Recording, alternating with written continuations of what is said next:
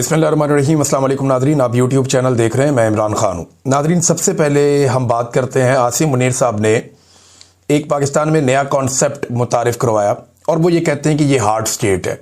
पाकिस्तान को hard state बनाना है। जो एक सॉफ्ट स्टेट का इमेज है पाकिस्तान का, वो ख़त्म करना है।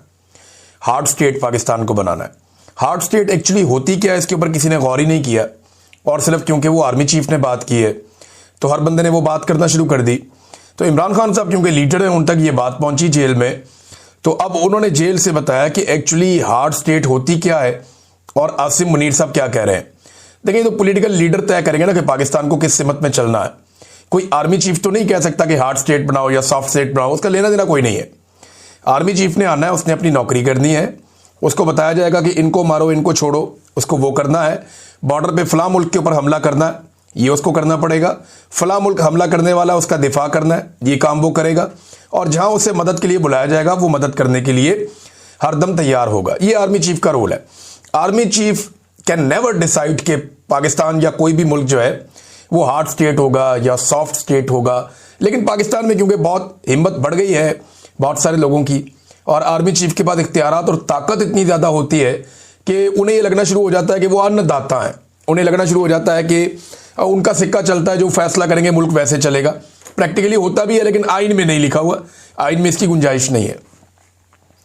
अब एक लीडर है, उसने जवाब दिया जेल से बैठकर, और ये इमरान खान ही जवाब दे सकते थे और तो किसी में जरूरत है नहीं। इमरान खान ने कहा कि आसिम मुनीर की जानिब से पाकिस्तान में हार्ड स्टेट का जो तसव्वुर फरोग देने की कोशिश की जा रही है वो बिल्कुल गलत है। हार्ड स्टेट का असल मतलब यह है कि ऐसी रियासत जहां आइन की बालादस्ती हो, कानून की अमलदारी हो, अदल और इंसाफ का निज़ाम हो और जमहूरी आज़ादी हो, जहां ज़ाती मफाद नहीं बल्कि मुल्क और कौम का मफाद मुकद्दम हो, वो होती है हार्ड स्टेट। यानी कानून के साथ हार्ड स्टेट बनती है ना। बड़ा जुर्म करे फिर भी वही कानून, छोटा जुर्म करे फिर भी वही कानून, ताकतवर जुर्म करे फिर भी वही कानून, कमजोर जुर्म करे फिर भी वही कानून, और कानून सबके ऊपर लागू होता है।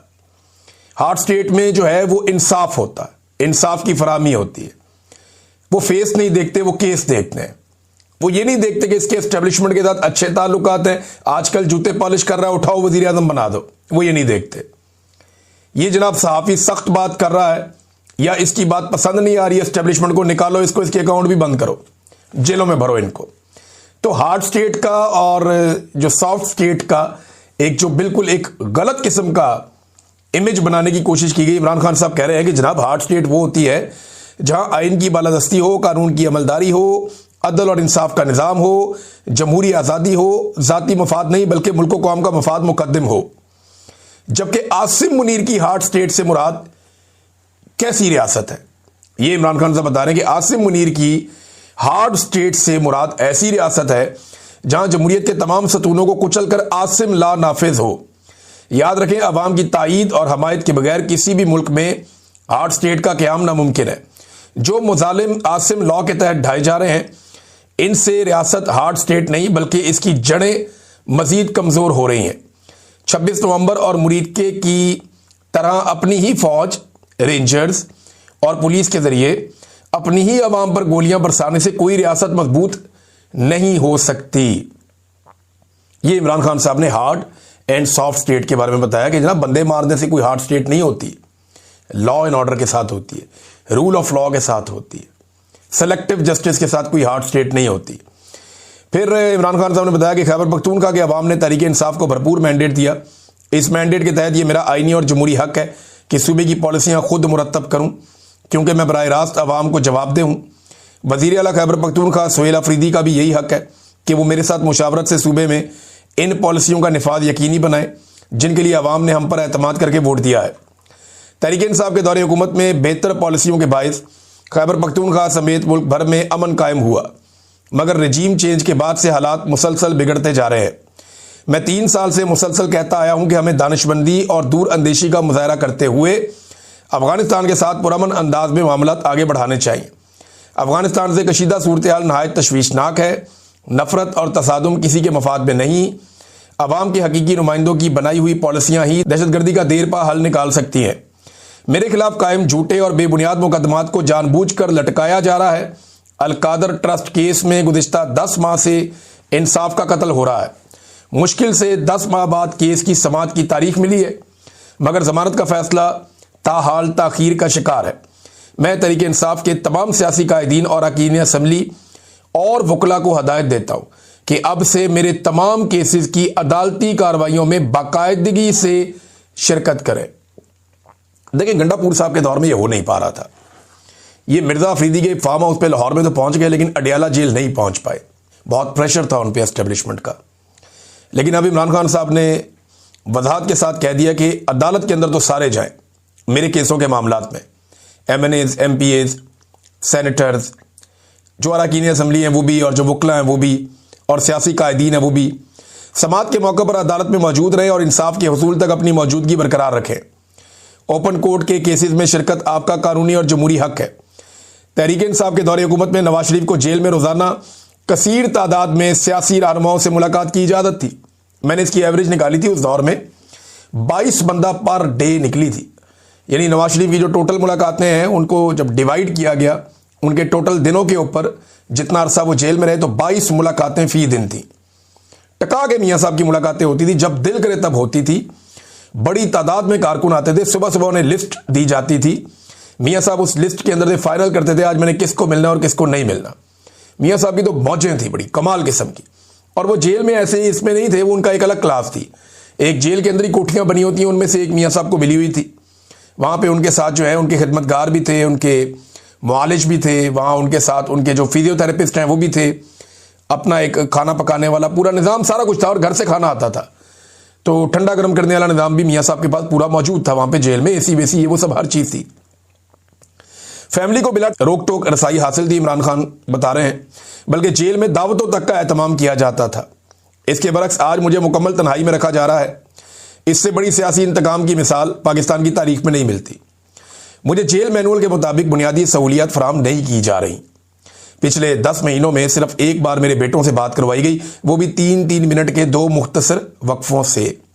मुझे ना सिर्फ बुनियादी इंसानी हुकूक से महरूम रखा जा रहा है, बल्कि बतौर पार्टी लीडर अपने सियासी वर्कर से मुलाकात की इजाज़त भी नहीं दी जा रही। वकला, सियासी रफ़का और अहले खाना से मुलाकात में भी मुसलसल रुकावटें डाली जा रही हैं। ये सरासर बुनियादी और कानूनी हकूक़ की खिलाफ वर्जी है। ये इमरान खान साहब ने जनाब जेल से पैगाम भेजा। ये पैगाम मैंने आपके सामने रखा। अब नाजरीन, एक और इम्पॉर्टेंट चीज़ है, वो भी मैं आपके साथ शेयर करता हूँ। राना सनाउल्लाह साहब ने स्टेटमेंट दिया और वो ये कहते हैं, जनाब क्या ज़रूरत है इमरान खान को सुहेल अफरीदी से मिलवाने की। मामला ये है कि इस वक्त निज़ाम कोशिश कर रहा है कि वज़ीर आला सुहेल अफरीदी की इमरान खान साहब से मुलाकात ना हो। जब तक एक्सटेंशन नहीं हो जाती तब तक तो बिल्कुल ना हो। मामला वो क्लियर हो जाए तो फिर बेशक मिलवा दें, क्योंकि इमरान खान साहब कोई एहतजाजी तहरीक चलाने का या कोई हैवी किस्म की मूवमेंट का, कोई मोमेंटम बनाने का वो भी कह सकते हैं, ऑर्डर दे सकते हैं। तो मुलाकात ना करवाने में क्या हर्ज है, ये कहा राना सनाउल्लाह ने। कहाँ लिखा है कि वज़ीर आला की लीडर से मुलाकात करवानी चाहिए? जेल रूल्स में एक ही बात लिखी है कि कैद शख्स से उसके करीबी रिश्तेदारों और वकील से मुलाकात करवाई जाए। राना सनाउल्लाह साहब ने यह कहा। अब जेल रूल्स के अंदर लिखा है, ये रूल नंबर 92 है, ये पढ़ना चाहिए राना साहब को। वकला, फैमिली, रफ़का, दोस्त, लीगल एडवाइजर मिल सकते हैं। हालांकि रूल्स 1978 में बनाए गए। और एक और चीज़ भी है कि नवाज शरीफ साहब जब मिलते थे सबसे, तो उस वक्त ये रूल कहाँ थे जिनके बारे में राना सनाउल्लाह साहब कह रहे हैं। तो मुझे हैरत होती है कि इन लोगों को याद नहीं है कि ये पहले भी जेलों में रह चुके हैं, और इन्हें पता होना चाहिए कि जो कुछ इन्होंने इस पाकिस्तान के साथ कर दिया है, इन्हें दोबारा भी जेलों में जाना पड़ेगा। वजह क्या है? वजह यह है कि जिस किस्म का कत्लेआम हो रहा है, अब ये आसिम मुनीर साहब के खाते में तो पड़ना नहीं है, ये तो वज़ीर आला के खाते में पड़ेगा या IG उस्मान अनवर के खाते में पड़ेगा। चाहे गोली रेंजर ने चलाई हो, चाहे पुलिस ने चलाई हो, जिसने भी किया है, जो जिम्मेदारान डिक्लेयर होंगे ना, ये जो इस्लामाबाद के IG हैं अली नासर रिजवी, इनके ऊपर ये सारा बोझ आएगा जो कत्लेआम इस्लामाबाद में हुआ। तो इन लोगों को अभी अपनी मौत नजर आ रही है, उन्हें पता है उनके साथ क्या होने वाला है। और जब भी कभी इनका सारों का जो बोझ है वो आसिम मुनीर साहब के कंधों पे है। जब तक वो ये बोझ उठा के चल सकते हैं तब तक तो मामला चलेगा। आसिम मुनीर साहब अगर इस सारे मंजरनामे से गायब होते हैं या बाहर निकलते हैं तो फिर इन सबको पूछने वाला कोई नहीं होगा। ये यतीम हो जाएंगे, मस्कीन हो जाएंगे, इन्हें बचाने वाला कोई नहीं होगा। ये सारे लोगों ने जो 2 नंबरियां की हैं, ये इन्होंने इस वक्त खुश करने के लिए की हैं मिलिट्री एस्टेब्लिशमेंट को, ताकि अपनी पोजीशनों के साथ खुश रहें, कामयाब रहें। अब ये एक और ट्वीट है, मैं आपको पढ़ के सुनाता हूं, ये बड़ा खौफनाक है। शाहिद असलम साहब ने किया। और देखें इस ट्वीट में बहुत सारी इंफॉर्मेशन भी है। मेरी उनसे बात भी हुई है, वो ये बात कहना नहीं चाहते खुद से, और वो बात मैं भी नहीं कहना चाहता, लेकिन हम दोनों की ये गुजारिश है कि आप इसके ऊपर इंक्वायरी करवा दें और एक साफ सुथरी इंक्वायरी करवा दें।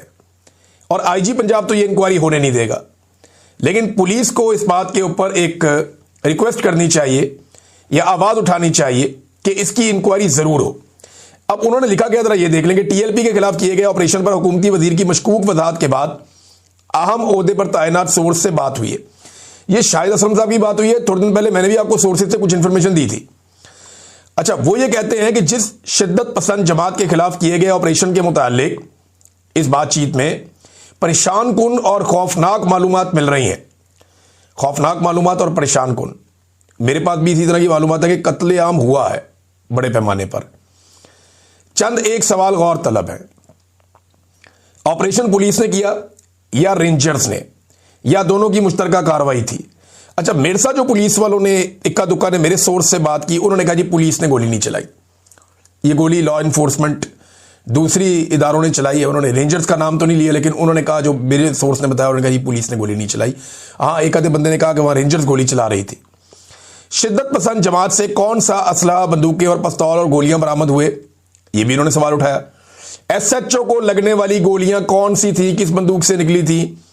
क्या पोस्टमार्टम में ये बातें सामने आएंगी कि किस बंदूक की गोली से एसएचओ साहब की जान गई?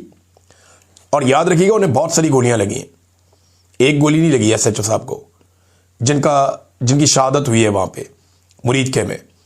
और एक को क्लेम ये भी सामने आया कि शायद वो उस वक्त यूनिफॉर्म में नहीं थे, वो गालिबन सादा कपड़ों में थे। बहरहाल अभी ये चीजें अंडर इन्वेस्टिगेशन है ना, ये होनी चाहिए इनकी। एक जुडिशियल कमीशन बने, वो हर चीज की तहकीकात करे, एक एक चीज को देखे, फोरेंसिक एविडेंस इकट्ठा किया जाए। अगर शिद्दत पसंद जमात ने अंधाधुंध फायरिंग की थी तो पुलिस पे, तो एसएचओ के अलावा और कितने पुलिस वाले जो हैं वो शहीद हुए वहां पे? लेकिन अगर सामने से कोई अंधाधुंध फायरिंग कर रहा है तो सिर्फ एक बंदा तो शहीद नहीं होगा, ये भी सवाल पूछा गया, और कितने पुलिस वाले शहीद हुए? शिद्दत पसंद जमात के अब तक कंफर्म्ड जांबाज लोगों को किस बंदूक की गोलियां लगी? कोई पोस्टमार्टम हुआ? किसी भी शिद्दत पसंद जमात और इनके तरीकेकार से लाख इख्तलाफ। टीएलपी ने पहले भी लोगों का जीना मुश्किल कर दिया था, पुलिस पर हमले भी किए थे, लेकिन गोली से हलाकतों का मामला यहां पहली मर्तबा सामने आया है। इसलिए हकायक का खोज लगाना चाहिए कि अपने ही लोगों पर सीधी फायरिंग क्या एक न्यू नॉर्मल तो नहीं बनाया जा रहा, कि एक मामूल बना दिया कि मारो अपने लोगों को भी गोलियां? क्योंकि देखिए टीएलपी ने लोगों को बहुत मारा है माजी में, डंडों से, सोटों से, कत्लेआम भी हुआ। कई जनूनियों ने जो कत्ल किए हैं टीएलपी ने उसको ओन भी किया, लेकिन गोलियां नहीं चलाई। इससे पहले हमने ये नहीं देखा कि गोलियां मार रहे हैं लोगों को। यहां पे पहली मर्तबा ये क्लेम सामने आया, इसकी जुडिशियल इंक्वायरी होनी चाहिए, पता चलना चाहिए। बहरहाल मुफ्ती मुनीब ने मुलाकात की है, और मुलाकात के बाद मुफ्ती मुनीब साहब अब ठंड प्रोग्राम करने की कोशिश करेंगे। और उन्होंने जो एक बयान जारी किया उसमें यह भी कहा कि मोहसिन नकवी साहब ने ठंडे दिल और दिमाग से हमारी बातचीत सुनी, तसल्ली के साथ बातचीत सुनी, कुछ चीज़ें तय पा गई हैं, दोबारा मुलाकात होगी। तो मुफ्ती मुनीब साहब ने आपको पहले भी कहा था कि हर मरतबा जब भी कभी कोई ऐसी सिचुएशन बनती है तो ये अपनी सर्विसेज पेश करते हैं पाकिस्तान की एस्टेब्लिशमेंट को, और उन्होंने एक मरतबा फिर सरकारी मुल्ला होने के नाते अपनी सर्विसेज पाकिस्तान की एस्टेब्लिशमेंट को पेश कर दी हैं। अब नाजरीन, एक मरियम नवाज साहबा फिर पकड़ी गई एक मरतबा। इनको पता नहीं क्या अजीबोगरीब आदत है, ये कोई ना कोई ऐसी हरकत कर देते हैं कि उसके थोड़े अरसे के बाद पकड़े जाते हैं।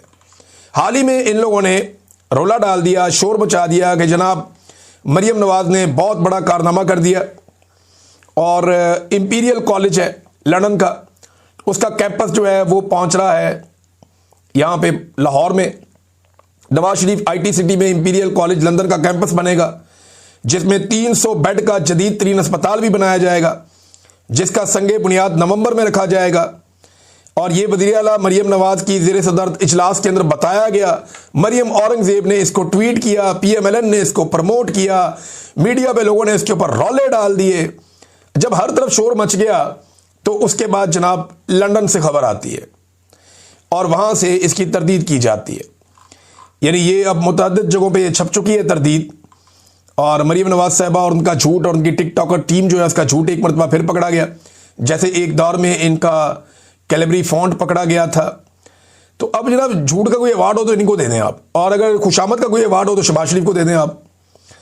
19 अक्टूबर को इन्होंने जनाब बड़े ढोल बजाए और बड़ा रोला डाला कि जनाब हमने ये कर दिया और हम ये करने जा रहे हैं कि इंपीरियल कॉलेज लंदन लाहौर में अपना अस्पताल और कैंपस बनाने जा रहा है, और टका के इन्होंने इश्तिहारबाजी कर दी इसके ऊपर।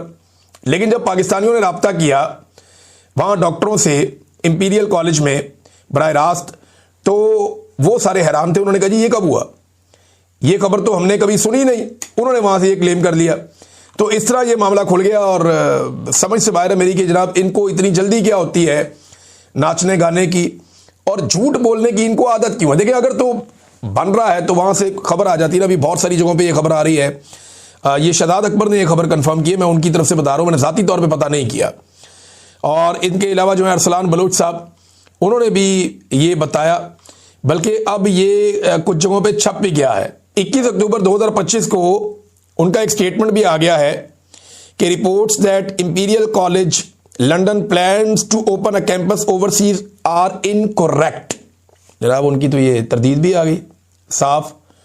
उन्होंने कहा जी कि imperial college has no such plans with all the universities campuses based in the UK. हमारा तो ऐसा कोई मनसूबा ही नहीं है। अब इन्होंने जनाब यहाँ खबरें चला दी, रोला डाल दिया। तो इन्होंने जैसी झूठी हुकूमत है, जैसी जाली हुकूमत है, ये हैं ही सारे जालसाज। और अब ये नए किस्म के प्रोपेगेंडा लॉन्च करते हैं, यानी कभी कुछ करते हैं, कभी कोई एक आधा स्कूल सजा के उसकी वीडियो लगा देते हैं। भाई यहाँ पे हज़ारों स्कूल है जिनके अंदर बेसिक फैसिलिटीज़ नहीं है, एक आधा स्कूल सजा के उसकी वीडियो लगा के रोला डाल देते हैं, जनाब ये देखें क्या ये सरकारी स्कूल लग रहा है। आप लोगों को बेवकूफ़ समझते हैं, लोग रोटी को चोची कहते हैं। यानी आप एक आधा स्कूल सजाएंगे और सजा के आप उसकी वीडियो लगाएंगे और आप ये कहेंगे कि पूरा पंजाब हमने बदल दिया है।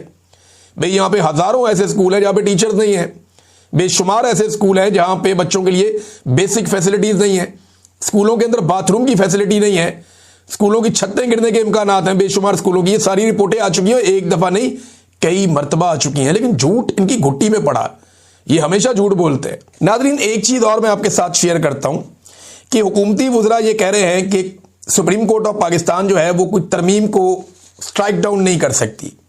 यानी 26वीं आईनी तरमीम जो इन्होंने की है, राना सनाउल्लाह साहब भी ये बात कर रहे थे, बाकी लोग भी कर रहे थे कि जनाब क्योंकि पार्लियामेंट ने एक तरमीम कर ली है, लिहाजा सुप्रीम कोर्ट ऑफ पाकिस्तान जो है वो उसको ख़त्म नहीं कर सकती। ये अब इस वक्त की हुकूमत कह रही है। लेकिन मैं इसी हुकूमत को याद दिलाऊं कि जब हकीम सईद का कत्ल हुआ था और 1999 में, 90 की दहाई के आखिर में, हकीम सईद के कत्ल के बाद इन्होंने, नून लीग वालों ने एक कानून बनाया था दहशतगर्दी का, बड़ा खौफनाक कानून बनाया था। अगर वो कानून सुप्रीम कोर्ट ऑफ पाकिस्तान उस वक्त ख़त्म ना करती तो नवाज शरीफ को और उसके साथियों को तैयारा साजिश केस में फांसियां हो जाती, और ये शाहिद खाकान अब्बासी साहब ने तस्लीम भी किया। तो सुप्रीम कोर्ट ऑफ पाकिस्तान पहले भी स्ट्राइक डाउन कर चुकी है, कवानीन को ख़त्म कर चुकी है, आइंदा भी उनके पास ये इख्तियार रहेगा, क्योंकि आइन की तशरीह का जो इख्तियार है वो सुप्रीम कोर्ट ऑफ पाकिस्तान के पास है। और अगर माजी में सुप्रीम कोर्ट ने ये पावर एक्सरसाइज ना की होती तो नवाज शरीफ और उनके साथियों को तैयारा साजिश केस में फांसियां लग जाती। लिहाजा अब सुप्रीम कोर्ट के पास उसी तरह एक इख्तियार मौजूद है। देखना यह है कि सुप्रीम कोर्ट उस इख्तियार को इस्तेमाल करती है या नहीं करती। नाज़रीन डोनाल्ड ट्रंप के कुछ स्टेटमेंट आ रहे हैं। उन्होंने कहा जी भारत अब रशिया से उतना तेल नहीं खरीदेगा, कम तेल खरीदेगा। दूसरा, मैंने इंडियन प्राइम मिनिस्टर को कहा है कि पाकिस्तान के साथ कोई जंग वंग नहीं करनी, कोई बदतमीजी नहीं करनी पाकिस्तान के साथ। और डोनाल्ड ट्रंप ने यह भी कहा कि 8 जंगें मैंने रोक दी हैं तो कोई एक आधी जंग और भी होने वाली है। अब ये इशारा किस तरफ है? मेरे ख्याल में पाकिस्तान और अफगानिस्तान की तरफ है शायद, कि ट्रंप को लगता है कि ये जंग हो जाएगी तो फिर मैं इस जंग को भी रोकूंगा, एक हुक्म जारी करूंगा और वो जंग रुक जाएगी और मुझे क्रेडिट मिल जाएगा कि मैंने 8 नहीं 9 जंगें रोक दी हैं। नाज़रीन इस वीलॉग में अब तक के लिए इतना ही। अपना ख्याल रखिएगा, अपने इस चैनल का भी। अल्लाह हाफिज़।